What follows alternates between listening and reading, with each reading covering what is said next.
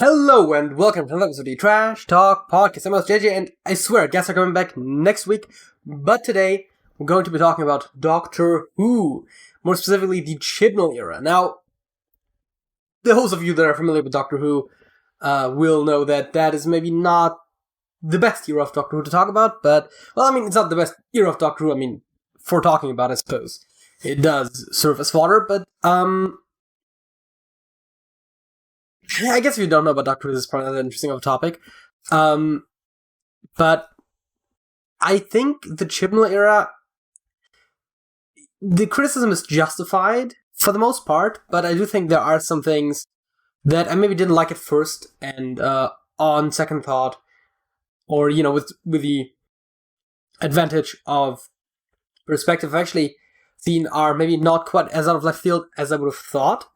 So, the first things first, I guess, is the first two seasons of the Chibnall era, mostly the first season especially, where you have some, like, just truly bad stories. You know, or 55 is obviously notorious for, while maybe having a good message, being very preachy about it, certainly. And, you know, you can argue about how you should approach that sort of stuff. I mean, we know for a fact that media can do stuff like that without feeling quite that preachy. And other stories like again, right, like Rosa is also another one where it's like, this one feels a little on the nose. So that's, I guess, the one thing. The other thing is just stuff like Ragnus in the UK, where it's just like, oh yeah, the Doctor is like, oh yeah, we can't kill the spiders, but they are going to die soon because of not being able to live in this environment, and also they just locked them in the room without food because some of the smaller spiders I think could have survived. It's like that. All of that seems bad. Like, just killing them quickly, at least will be mercy killing. The morality of that situation is quite dubious. There's also, of course, that one episode, I don't recall which one, I think it might be the Ghost Monument, where the Doctor's like, no, guns are bad, and it's like, yes, that is a well-established trait, right? Like, the Doctor doesn't like guns. But in that case, it wasn't really about violence, right? It was literally just about guns. And it's one of those, again, where it seems that Chibnall's knowledge of the character might have been a bit superficial, or at the very least, the interpretation of the character in that case was fairly superficial. Also, of course, the companions not having particularly strong personalities in and of themselves. There are just a lot of very valid criticisms of the first Chibnall season in particular. The second one gets a bit better, but still has a lot of the same flaws. The second season, however, has another thing that people didn't quite like. And frankly, I strongly disliked the first as well. And I have more mixed feelings about it now. And that is, of course, the timeless child reveal. And as others have already pointed out, right, you could have just said it's the Master, and that's why he's angry, and that whole situation just would have made much more sense. But no, it's the Doctor. And the Morbius faces, to my understanding, I haven't seen that episode yet, but to my understanding, we're supposed to actually be past incarnations of Morbius, not of the Doctor, although I don't think the episode ever made that perfectly clear, so it's ambiguous enough, again, to my understanding from just secondhand accounts, that is fine. Obviously, the fugitive Doctor is questionable, mostly because we can't place her in her timeline. Although, of course, as people find out, the Joe Martin Doctor is actually arguably better incarnation than Jodie Whittaker Doctor, not necessarily because I think that Jodie Whittaker did a bad job as the Doctor, it's just that the scripts she was given were not necessarily great. The Division is interesting because, obviously, they are based on the Celestial Intervention Agency from, you know, the extended universe, if you will. But I have enough space now, I can do air quotes with both hands. Where was I? Oh, right. The Division, again, when I first read about the Celestial Intervention Agency on the wiki, I thought it was an interesting organization. And I think the Division serves a similar purpose, obviously. And I do think they are actually an interesting idea. I don't think they were used very effectively, but I do think there was something there. And this is something that I think Russell T Davies, for example, can build on. I believe, although we haven't really seen that yet, that Russell T Davies is capable of building on things from Chibnall's era and Moffat's era as well. He has already built on the classic era when he first came to Doctor Who, so I don't doubt that he can incorporate some of the better elements while not necessarily dwelling too much on the bad ones. The Timeless Child reveal in itself is interesting because there was a plan at the end of the classic series to actually suggest that there's more to the Doctor than just an ordinary Time Lord.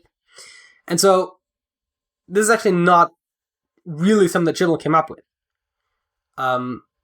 Which, on the one hand, you could argue it makes it less creative, but on the other hand, makes it more rooted in the history of the show, right? And so, this thing that I first thought kind of undermines the Doctor's character, and still to a degree does, makes more sense if you think about it the way that they did when they first came up with the story idea, that is, not Time Child specifically, but the Doctor being more than just an Time Lord, but it's like, oh, we're very familiar with what Gallifrey's like at that time. And so, saying, oh yeah, the Doctor is another Gallifreyan, kind of does away with what had previously been established, where it's like, oh, this is, this mysterious alien character that is, kind of inscrutable in some ways, and it's like, oh yeah, now we understand the Doctor very well, and also the culture that they come from. And so, I can see the argument for why you want to bring the mystery back into the Doctor's character. Now in this case, it's something that the Doctor was not aware of themselves, so it kind of makes it a bit more complicated, because because obviously, yes, it does add to the mystery of the character, but it doesn't really make the character more mysterious themselves in that way, where I'm not sure if that makes sense, but it is a mystery that you might want to know the solution to, and thereby, does serve its purpose as mystery, but it doesn't really give you that feeling that the character is hiding something, which might be good, because obviously the Doctor is not necessarily... Well, actually, rule number one, the Doctor lies, so I guess the Doctor is known for sometimes keeping things to himself. But that is maybe still not necessarily a terrible idea. So yeah, the Timeless Child, I think it could be good. Plus, it obviously gives more reason why the limit on the regenerations could be broken. Although that does also reduce tension. But I can kind of see it being better than I first thought. At first I thought, oh yeah, this, the Doctor is special, and, you get the idea of the whole Chosen One thing, although obviously it was suggested that the Doctor is still part of a species of some sort, we just don't know which one. So, in a sense, it's maybe not quite that, right? It's not quite that the Doctor is like the Chosen One. It's more so that the Doctor is different than we thought. The other thing is, of course, I always liked the idea of kind of contrasting the Doctor and the Master, right? They come from very similar backgrounds in a way. They went to school together, and they were best friends, and then they went different paths. And so it's like, oh yeah, the Doctor, just whom they are as a person, is just what drives them to a different direction than the Master. And so that creates a very interesting narrative contrast to me, which is arguably diminished by them literally being different. But I don't think that is necessarily that strong, because even if they are literally different, there still is the thing where they still grew up the same, they still, effectively were in the same time position, even if the Doctor's different. I mean, it's the whole nature versus nurture thing. But yeah, the Doctor's just, I guess, a better person, which is what I was initially saying, although I guess that is in themselves also not that great of a point, because you'd have to really... There's like a very narrow way that you can interpret that's actually a good message, because you say that the Doctor is different from the Master because the Doctor made better choices, right? And that's sort of a more like a positive message. But if you're like, oh yeah, the Doctor is literally different, it's like, okay, great. Like, you should believe that you have a choice to be good, right? And so that's the kind of message I would expect from Doctor Who. So that's the Timeless Child thing, which is one of the two major things I want to talk about. The other obviously being Flux, the third season. I guess generally the, season 13. So yeah, I always say first, second, and third because, yeah, but it's 11, 12, and 13. Because, it's hard to keep track of which exact number it is. But the point is, Flux was very enjoyable, I thought. it probably still doesn't stack up that favorably against some of the Russell T Davies era stuff, but it definitely wouldn't necessarily feel out of place there. I think it wouldn't stand out positively, but it wouldn't stand out negatively either. There were some truly bad stories in that too, right? I mean, the second half of Love and Monsters, Fear Her, right? Like there's some bad Doctor Who out there. And Doctor Who has always had its ups and downs, so in that sense, the Chibnall era also isn't as dramatic as maybe I first thought. I think I was a bit spoiled, watching New Who as my like introduction to Doctor Who, and it just always being fairly good with like the occasional bad episode. But I think that's not necessarily a defense of Chibnall, right? Just because maybe I was a bit spoiled with good Doctor Who doesn't mean that there's a good justification for making bad Doctor Who. But again, right, I'm more so trying to say that it might have not been quite as bad as I first thought. Flux was enjoyable. I thought that from the get-go. Some things about Flux that did annoy me were like some of the more high concept things, which I definitely have changed my mind on as well, right? Like the acting of the thread, right? Like the time being organized and like being like sort of a physical place where like time is.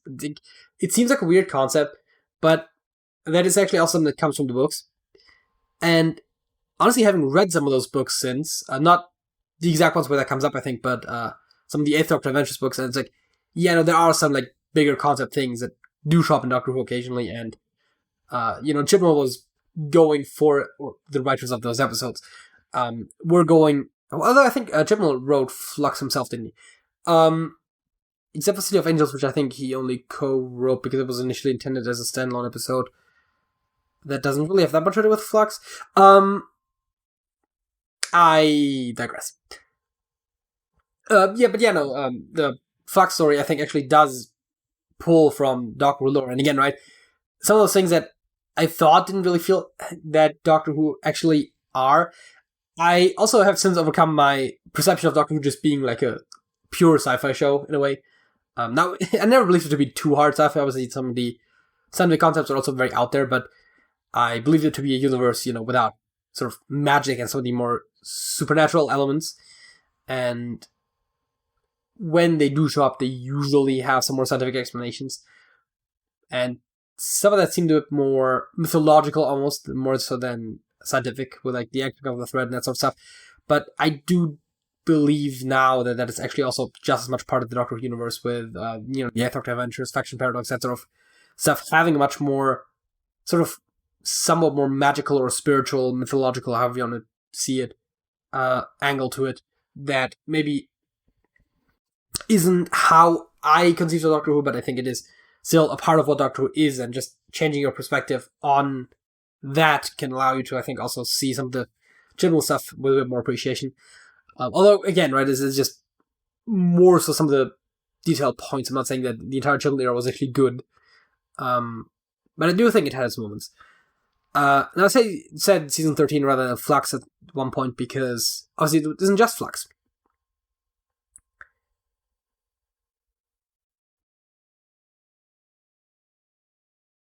Legend of the Sea Devils was bad. I don't think there's a way around that. Was one of the Dalek specials also in season 13? I know there were those Dalek specials. First, I didn't like that they could take down a Dalek. Primitive humans could take down a Dalek. That doesn't seem like something that really jives with more recent representations of Daleks, but also I have recently rewatched the original Dalek serial, and let me tell you, those Daleks are a lot weaker. So, while, yes, later on the Daleks do get more powerful, I can see how maybe that is, in some situations, plausible.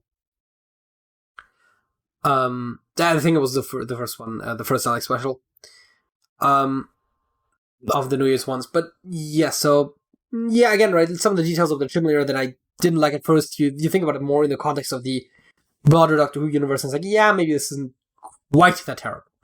And again, oftentimes it's like those more specific choices where it's like, characterization or like lore, that sort of stuff.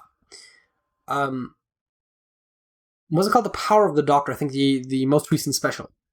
That is where it's like, I don't think the story was actually that good, but also you kind of can't hate the fan service, right? Like bringing back a bunch of old companions now, most of which I don't have a connection to yet. I've just recently, once again, started watching old Who, classic Who, and I'm still in season 1, so seeing Ian in the support group at the end was really cool.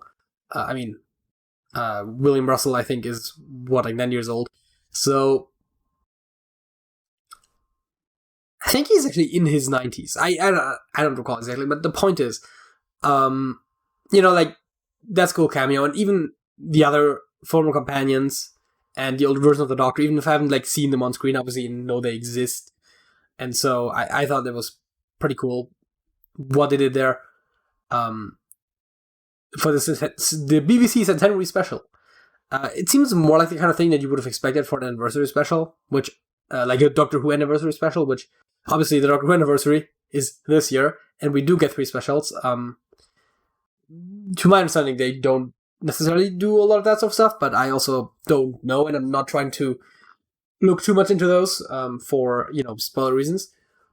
But I do think that the Power of the Doctor was actually pretty enjoyable, and again, right, that's often the best you can ask for, right? I mean, sure, right, the story doesn't make perfect sense, and the whole regenerating into the bodies into the Doctor, but then also still looking like the Master, because then the Master is technically the Doctor and can pretend to be the Doctor, which he, I guess, couldn't do. What? But the Master dancing to Rasputin, and again, right, a lot of the former Doctor cameos and past companions, and there was a lot of cool stuff there that it's just the rule of cool. You just gotta enjoy it, and I do think that the Chibnall era ended a lot better than it started. I mean, Legend of the Sea Devils being a bit of an awkward point in between there, but besides that, I think season 13 was pretty strong for Chibnall, which is still middling overall, but I do wonder if he could have kept improving, because season 12 was something a lot better than season 11. Spyfall had the what was it? I asked you to look for the spy master or something like that. It's season 2 had its moments. I think most of the biggest issues of season 11 weren't in season 12, and also season 12 didn't do the thing that season 11 tried to do, which I think is actually a good approach. It's another thing where at first I wasn't a big fan of it, where in season 11 they said no pre-established things, basically, it's all new stuff, and maybe that went a little too far, but at the same time I do like the idea of trying to establish some new threats, right? It doesn't have to be the Daleks and Cybermen every single time.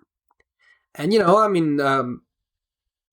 the Russell Davies era also used other classic enemies, but again, right, the Sontarans, the Zygons, right, those are still very much established. Actually, the Zygons might have been more in the Moffat era, but those were still established classic Who threats, and combining those with new Who creations, I think the Jadoon are, for example, a brand new creation, and those have kept coming up as well.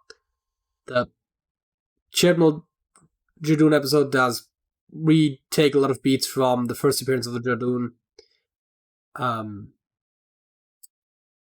It's one of those things where imitation is not really that useful if it isn't doing anything, right? You either do it as a commentary, or you actually have another spin on the idea or something, and this one seems to it just took some beats from the previous Jadoon story because, hey, look, I can do that too.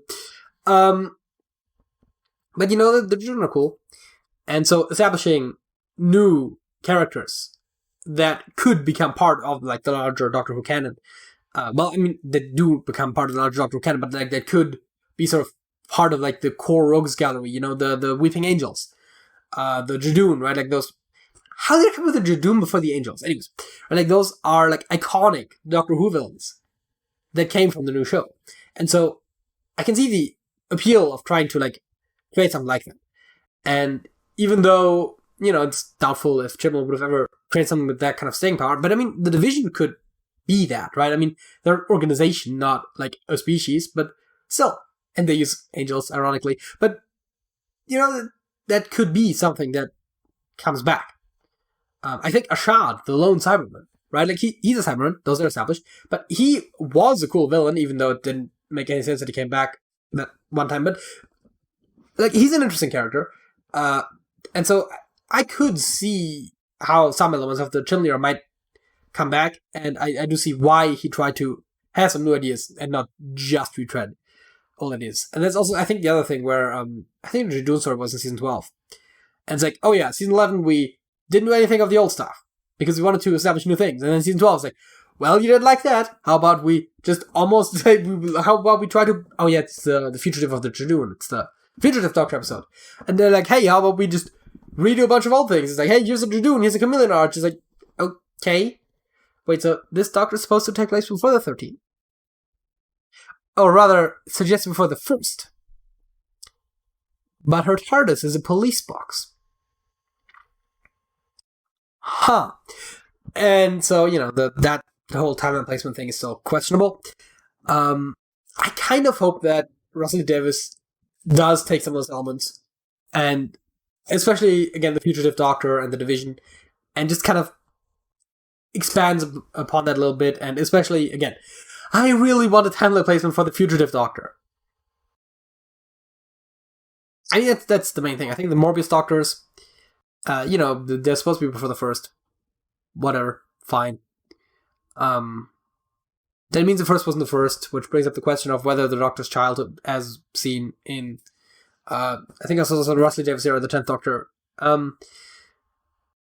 she might have been, anyways, doesn't matter. That one was like, is that? Was he regenerated back into a child then? Or is that supposed to be before the 1st Doctor? I don't know. So, yeah, figuring out some of the details of the timeline. Another thing about the Timeless Child that I think makes it less bad is that the Doctor has had many origin stories over the years. And another one of the 8th Doctor novels that I read actually was literally saying, like, oh yeah, my past is a bit in flux. It sometimes changes. And they're like, okay, cool, maybe that makes me more accepting of the Timeless Child. But it's like, oh yeah, you change his past. It's like, well, yeah, that happens sometimes. So I don't remember the exact details of all the stuff that he references, but you have the origin story from, the classic one was just like, oh yeah, he's a Time Lord. And then in the movie, he's like, oh, I'm half human, by the way. And then in Langbarrow, which actually was before the movie, in Langbarrow, it's like, oh, he's not born like you would have expected, but he's like loomed because that's how Time Lord society works. And it's like, I'm pretty sure they've had examples of that not being up. And so things change, and that's fine. And so retcons are also more fine because the Doctor Who timeline is pretty in flux to begin with. And so I guess the main thing I want to say with this topic is just that the Timeless Child reveal was not that bad, and it really depends on what you do with it that will determine if it's actually bad or not. And by what you do with it, I mean what Russell T Davies does with it, and him, I trust. I don't know how long he's going to stick around, and frankly, he shouldn't stick around too long, probably. Which is, it's kind of the thing where, like, I both trust Russell T Davies, but also, you can't just try to make him the perpetual showrunner of the show, right? You do need to occasionally bring in new showrunners. That's just how it's always been. And just hopefully you get someone that's better than Chibnall. The Moffat era had its flaws, but I think that one is... I remember seeing comparisons between the Moffat era and the Davies era, and just like, oh, hey, like the humor in the Moffat era is a lot more forced, where like it doesn't serve the character, it's just trying to be funny, even if it hurts the characterization. And some of the other things, it's like, oh, this era actually had quite a lot of weaknesses, and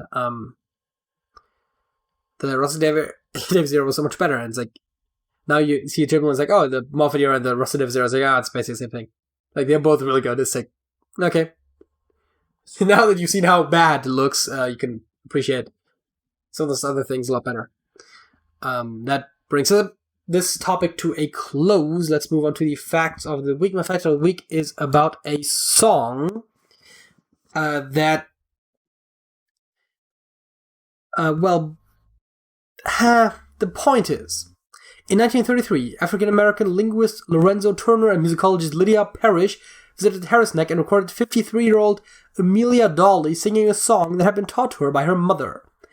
The song, in a language unknown to her, was passed down through her family for as long as anyone can remember. And in the 80s, some work anthropologists actually connected that song to Sierra Leone. And they actually, in 1997, Amelia's daughter, Mary Moran, and other members of the Moran family were invited to Sierra Leone, where they were welcomed in Freetown by Sierra Leone's president, and then flown by helicopter to the country's interior in a small village of Zenehungola. Mary and Bendu Jabati met and sang the song together for the first time. Blah, blah, blah. The point is, that song has been passed down from mother to daughter for generations, and even through like all of the shenanigans that happened in the United States. Almost feels disrespectful to call it shenanigans, but you know what I mean. With like all of the like slavery and segregation and like suppressing Black history. I mean, I think that's why African Americans are like such a category where it's like, oh yeah, you're American, you're Black, you don't have history before you were American, probably, because like all of that was destroyed. And so, being able to actually like know where they're coming from is like almost spectacular in the first place. And then having that like cultural tradition still like live on, I think it's a fascinating story. Which brings us to the next segment, though, which is the halftime show. I did a crossword last week. I didn't do so well. I figured I'm gonna try to do better this time. That's where my head goes. Former Tonight Show host Leno, that's Jay, I believe with an A. Jay Leno. By the way, this one is called Watch Your Language, which, hopefully should be helpful. I'm good at languages. A card game where you try to get rid of your hand. Uno. Oh, fuck, I'm not typing anymore. Uno. SI temperature scale with its lowest point at absolute zero as it was once called. Kelvin. As it was once called. Is it degrees Kelvin? Because that's wrong.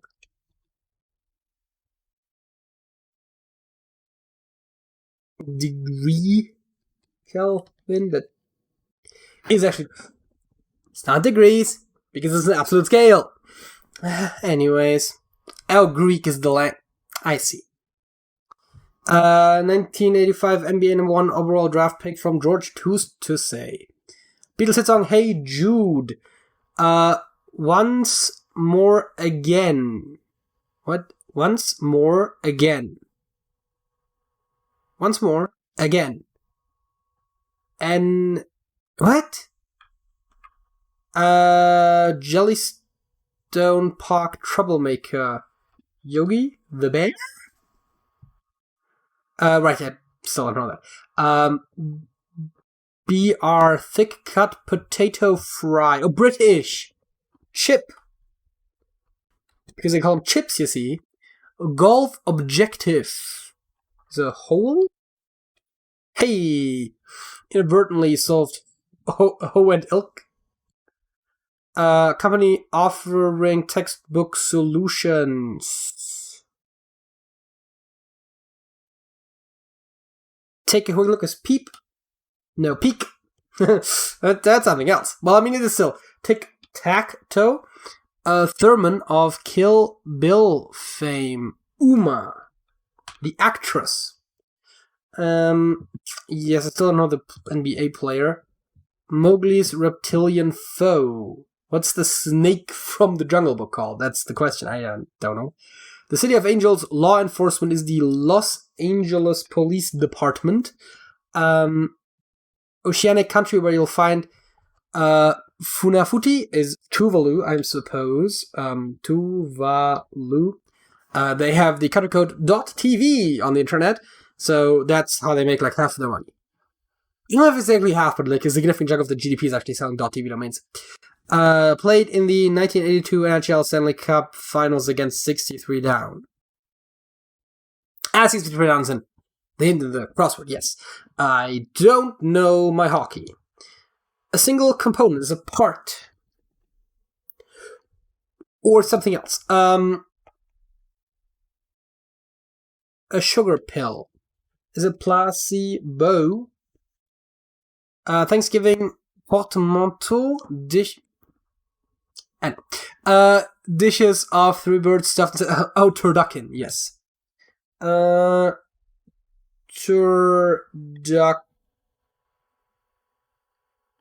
How do you spell that? Turducken? It's turkey, duck, and chicken. Duck, chicken.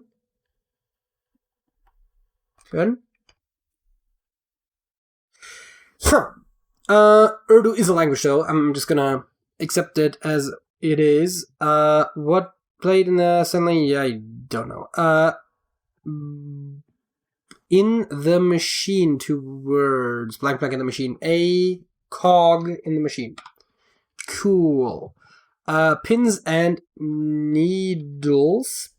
Component of many Arabic names that indicates heritage. Al?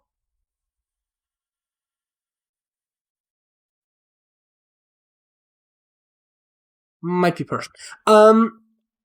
Blank and froze. For and fro? No, what is it? To and fro. A single component I already looked at. Now second letter is an N. Turducken I still don't know how to spell. Superimposed graphic on television. Superimposed graphic on TV. You'd think I'd know that. Water on Espanol. No hablo español. Agua or something?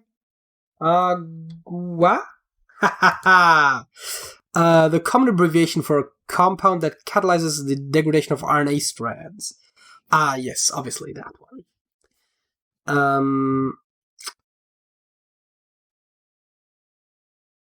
Still don't know that one either. Might have to brute force it later. Drinking establishment, like a bar, a tavern, a pub.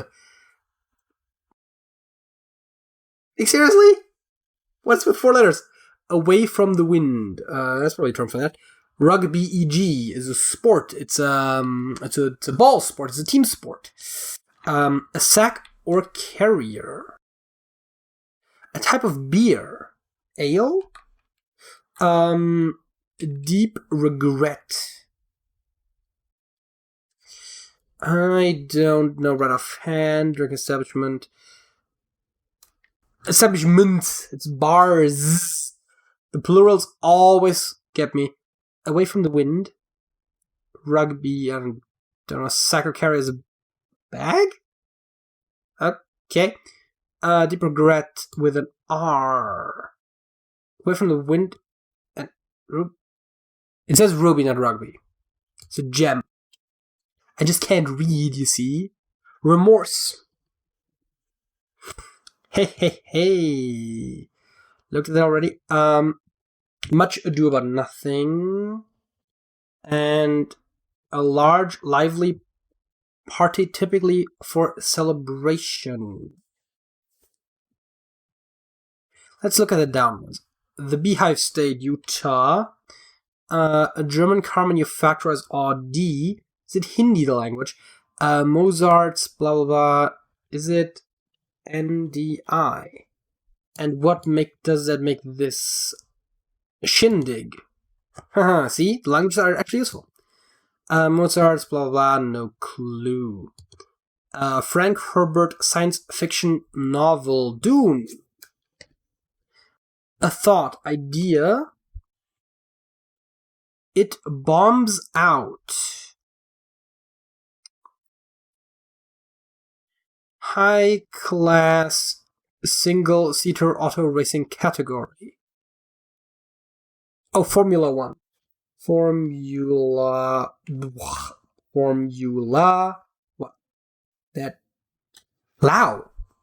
Okay, I mean, Laos is known to me. I would not know that the language is called Lao, but that does make sense. What Athenians call gamma. Or is it Y? That is the question. Oh yeah, it is Y. It's Epsilon? It's Epsilon, isn't it? Epsilon? A K. Film receptacle. It's a can. I don't know, film cans. Hair of the dog. Fur. Unbarred. What? Unbarred to a bard. Okay, oh. I had never heard that, but okay. Expressing happiness, smiling. Real. Fair enough. Children's TV show, Special Agent. Huh. The essence or the spirit, the soul. So it's oh-so. This one is... Is it Rondo? That seems to make sense. What is it? Dud? Oh, okay. Sure. Superimposed graphic, I still don't know that one. Star martial artist of Enter the Dragon and Fist of Fury. Is it Lee? Is it Bruce Lee? Wagers are bets. Immediately as an acronym, ASAP means as soon as possible. I don't need to do the down ones because I already have those. Faith that teaches the worth of all religions, and it symbolized by a 9-pointed star. Huh. That sounds interesting. Every one of a group each. A prefix relating to the ears. To ears. I probably know this. I'm blanking on it. A speech spoken of a volume suitable for indoors or a way to describe the above circled letters. Urdu, Greek, Hindi, Lao. Huh? Bill, the science guy. 9. A type of alcohol made with juniper berries. Is it gin? I didn't know that, but again, right, like alcohol, 3 letters, G. Played in the 1982 Stanley Cup. Okay, yeah. Slacken, relax. Is it loosen? Opposed to, anti. Makes uneven, odds. Once poetically. One who has served in war. Soldier. Like a veteran, a vet. Vet is usually short for veterinarian. Accidentally in love band is counting these. Well, if I know what the band was. Illustrated. Oh, drew. As in he illustrated, not as in it is illustrated. Collections of tennis games are sets.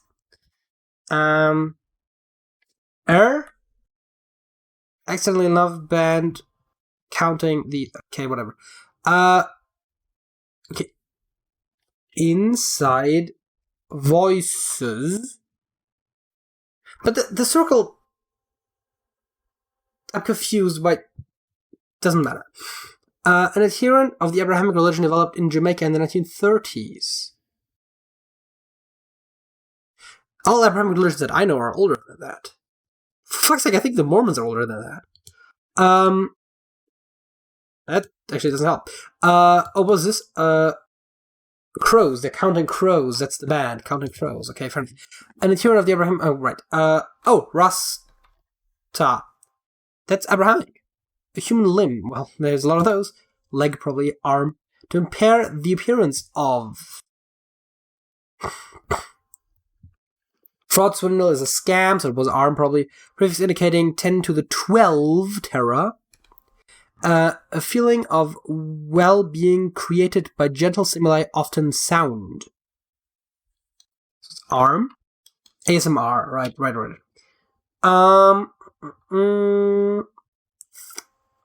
Once more again. A new! Ha ha ha! A common abbreviation for compound that catalyzes the degradation of RNA strands. What is this one? Away from the wind. Huh.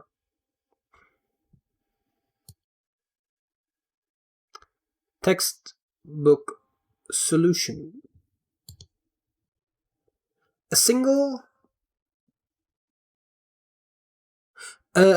component. Well, wait, what is 63 down anyways? Oh, New York something. Oh, so it's a team. It's the Canucks. Unit, maybe. Haha. Wait, is turducken in? No, they still.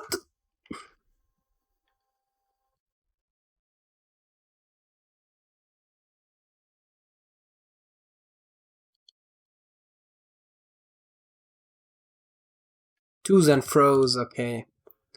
Oh, turduckens, it's a plural. Fucks me over every time.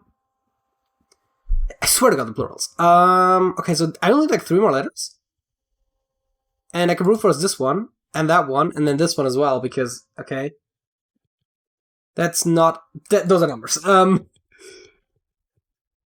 Yes, I have a course keyboard. Cheg. Okay. Ewing, that's a name. Cool. RNAs. What?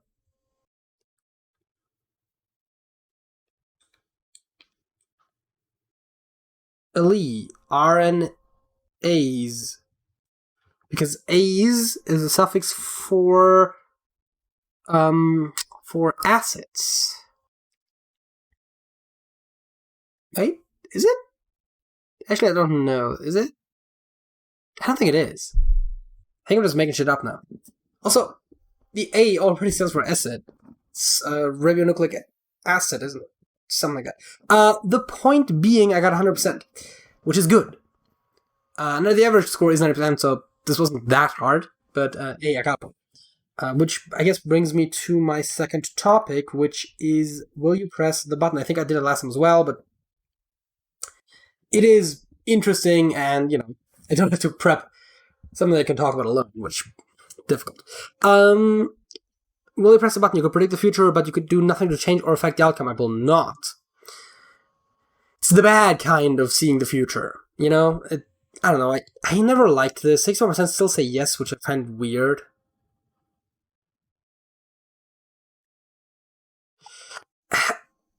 I don't know why people think this is a good idea, right? Because at the end of the day, it would just be very frustrating to know things are going to happen that you can't change. Also, that implies that you don't have any free will anymore, right? Because the future is only set in stone once everyone's free will has kind of run its course. And so, no matter what you do, the future happens kind of even worse.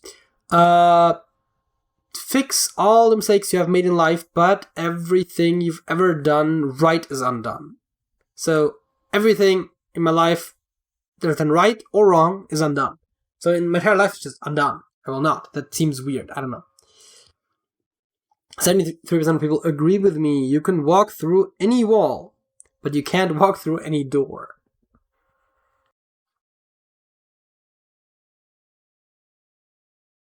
I mean, the definitions of wall and door would be very relevant here, but in practical terms, it does leave you more flexible, because doors are usually part of a wall. You don't really encounter that many situations where if you could go through a door, going through a wall would not be equally passable. However, it's a very visible superpower with that limitation. Meaning, everyone would have to know that I can walk through walls, which probably draws attention from all the wrong people.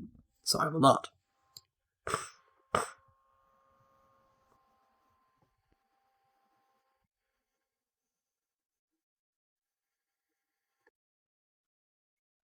Yeah, Wizard Onside is not correct, but I can see...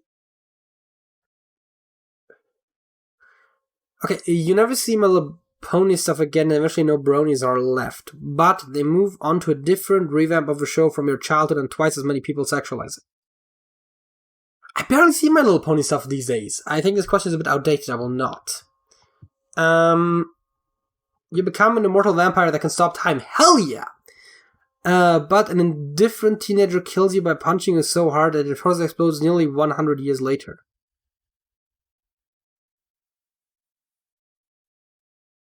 I feel like this is a reference that I don't get.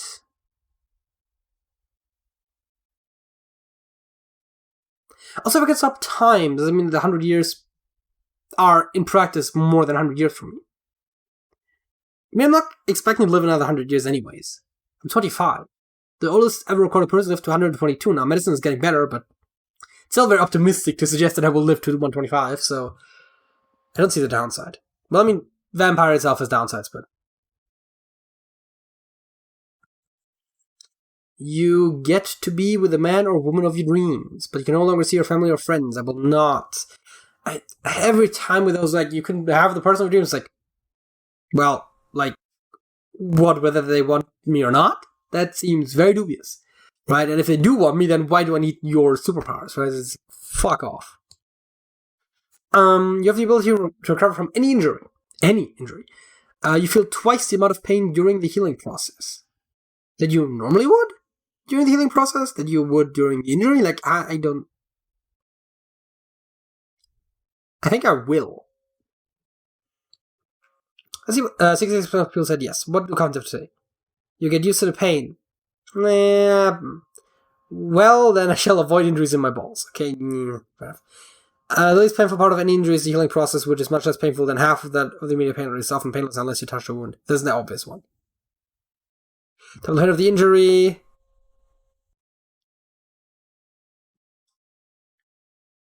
Yeah, I mean, still, right? Like, the healing any injury part still seems very substantial.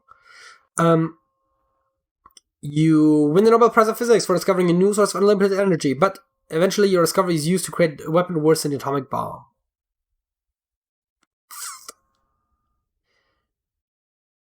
Well, first of all, I think the Nobel Prize comes with money, right?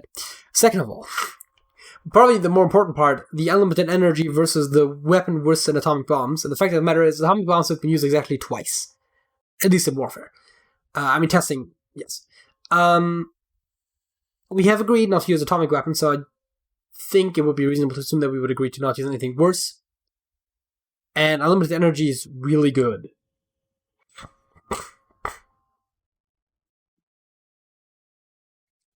I just think the danger is not actually that. Like, atomic weapons are already dangerous enough, and unlimited energy is, like, really useful for, like, you know, helping with climate change, which is, like, the bigger issue right now. You can brainwash people into liking and loving you. Again, creepy. But nobody actually likes or loves you, not even... Yeah, no, I will not. Fuck off. Let's do, like, 2 more.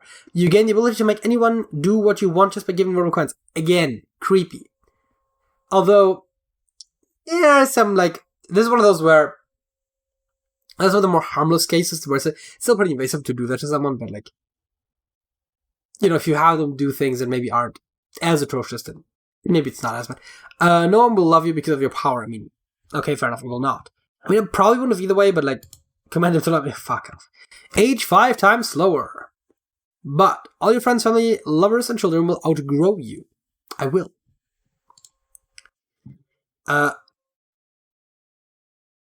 Kind of funny how people are like, oh yeah, being able to command people, but they don't love me? Yeah, sure, 51%.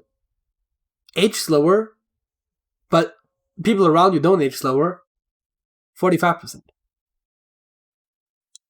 The only reason why you would pick that is not because the level's important to you. Or I guess because your feelings about that person are important to you as well, maybe.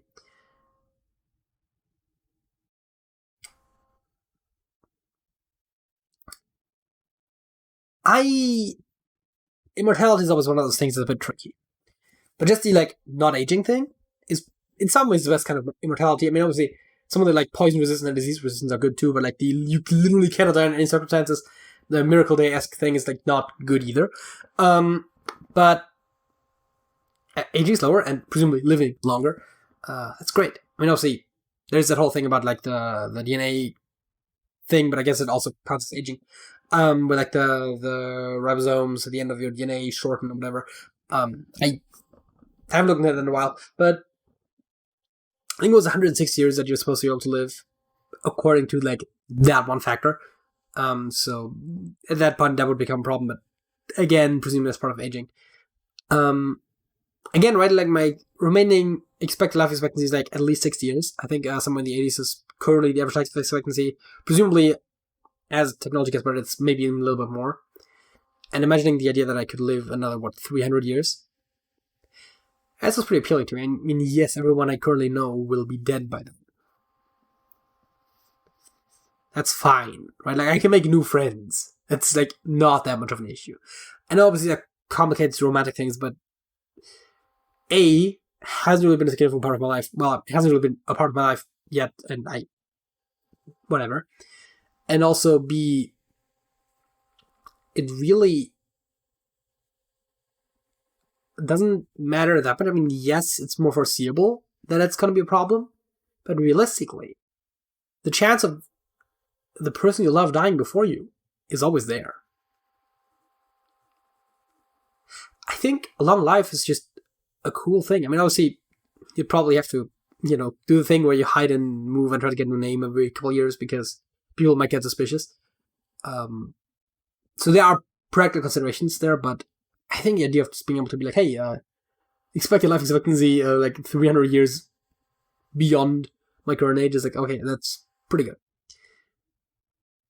23. God damn it. I would like to be able to live longer than my current expected life expectancy, yes. It's not necessarily realistic, which is the disappointing part, but no, we'll never know with science marching on. I guess I should move on to the song of the week. My song of the week, actually, let me switch the scene first. My song of the week is Fast Car by Tracy Chapman. I remember when we were driving in your car, speed so fast I felt like I was drunk. City lights stay out before us, and your arm felt nice wrapped around my shoulder, and I had a feeling that I belonged. I had a feeling I could be someone. Well, I don't think there's a lot to say about this one. I've liked this for a while. It's a pretty old song. It's a good one. I heard it again today, and I figured, I need a song of the week still, and I checked, have I used this anytime recently, and the answer was no. And so here we are. Which also brings this episode of the Trash Talk Podcast to a close. If you enjoyed the episode, give it a like. If you want to see more like this, subscribe to the channel next week with guests. If you have something to say, leave a comment below or join the Discord server. Link is in the description also below, unless YouTube changes that at some point in the future. Until next time, that's it.